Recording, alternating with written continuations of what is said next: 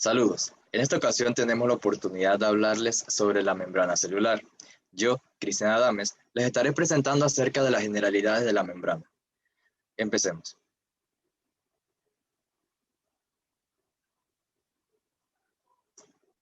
Bien, empecemos con el concepto general de la membrana. En un concepto amplio, la membrana celular o membrana citoplasmática es aquella que limita la célula e impide que sustancias no deseadas del medio externo, o como se le conoce también extracelular, pasen al medio interno, o como en algunas otras literaturas los encontrarán como medio intracelular.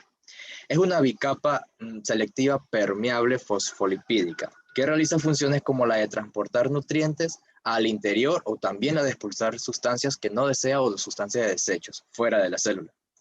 En su capa fosfolipídica o bicapa fosfolipídica podemos encontrar proteínas intrínsecas y proteínas transportadoras o periféricas.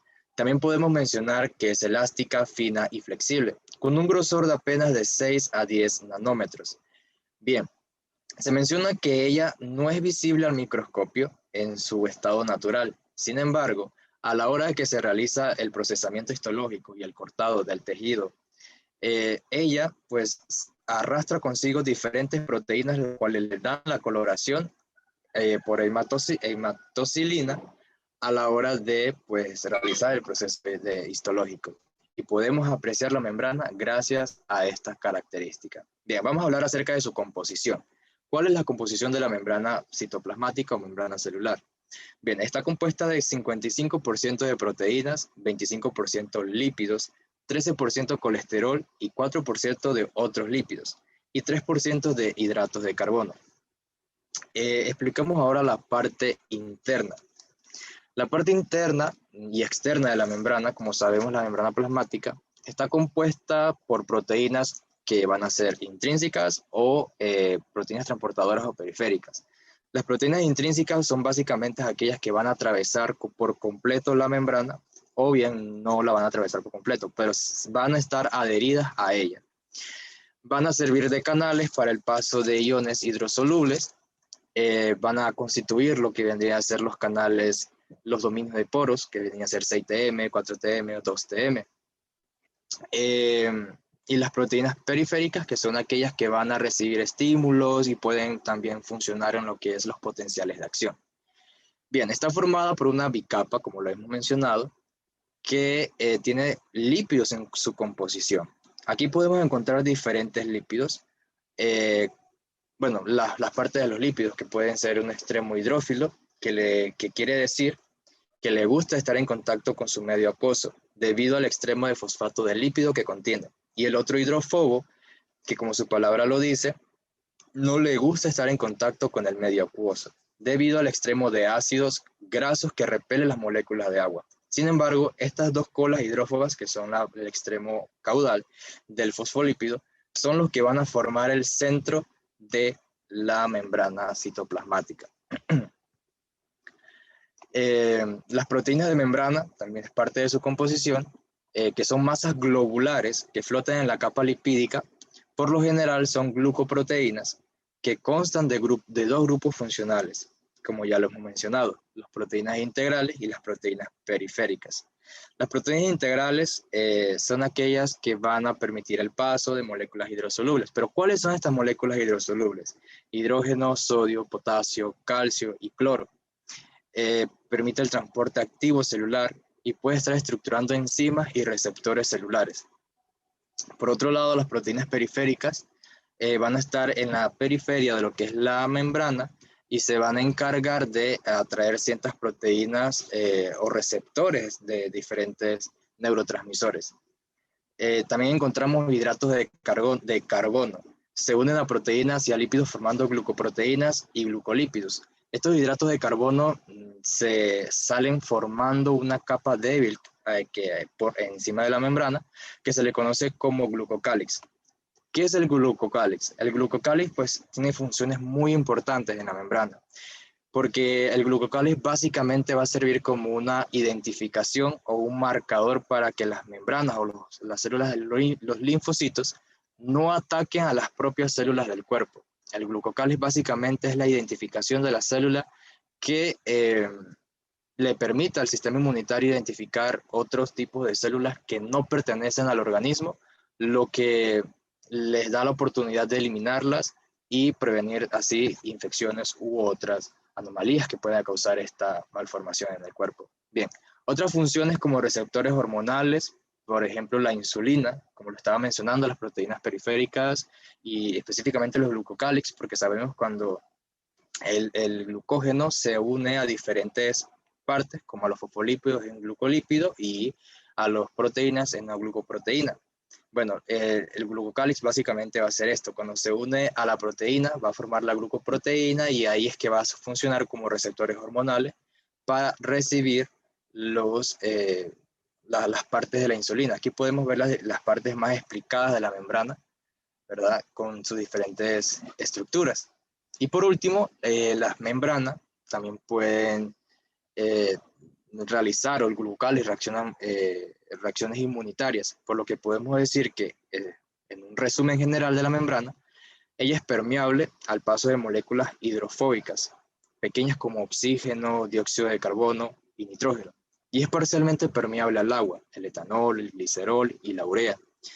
Es impermeable al paso de iones como hidrógeno, sodio, potasio, calcio y cloro, al igual que moléculas hidrosolubles como la glucosa, aminoácidos y la mayor parte de las moléculas polares.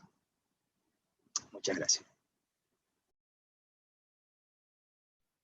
Buenas tardes. A continuación, yo, Naomi Otero, les estaré hablando sobre las clases de membrana.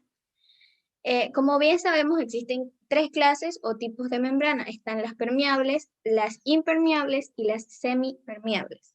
Las permeables, como vemos en la figura de al lado, son aquellas que permiten el paso del soluto y el disolvente. En este diagrama podemos ver el disolvente coloreado de más o menos azul, que son las bolas pequeñas, que en su mayoría son aquellos electrolitos o el agua, y los solventes o los solutos, que son ya más moléculas mucho más grandes, que se ven como pequeñas bolas en color rojo. También encontramos las membranas impermeables. Estas pues son las que no permiten el paso, es decir, impiden el paso tanto del soluto como del disolvente, o tanto del líquido como del el sólido. Todos nos preguntaremos, ¿pero existen membranas impermeables en nuestro cuerpo? Sí, sí existen. Un claro ejemplo es nuestra piel, ya que nuestra piel no permite lo que es el paso de los rayos ultravioletas, de bacterias, de parásitos, entre otras cosas. Sin embargo, se preguntan, ¿cómo es que sudamos? Bueno, porque existe un momento en donde el organismo se calienta al punto que utiliza el mecanismo del sudor para poder enfriarse. Sin embargo, estos son pequeños lapsos de tiempo en los que la membrana necesita ejecutar estas técnicas. Ahora, las semipermeables son aquellas que permiten el paso del disolvente, pero impiden el paso de determinados solutos, como vemos en la imagen en el diagrama. Todo esto está relacionado con los tipos de membrana de acuerdo a cada célula o de acuerdo a cada órgano en nuestro cuerpo. Ahora bien, les explicaré las funciones de las membranas. La delimitación. La delimitación define y protege mecánicamente a la célula, distinguiendo el afuera del adentro y una célula de otra. Además, esta es como la primera barrera de defensa que utiliza cada célula o cada órgano frente a aquellos agentes invasores. La administración. Su selectividad, o sea, la selectividad de la célula, le permite dar paso a las sustancias deseadas y negar el ingreso a las que son indeseadas, sirviendo de comunicación entre el medio exterior y el medio interior, a la vez que fiscaliza o controla dicho tránsito, ¿no? La preservación. A través del intercambio de fluidos y las sustancias, la membrana permite mantener estable lo que es la concentración del agua u otros solutos, en específicamente el citoplasma.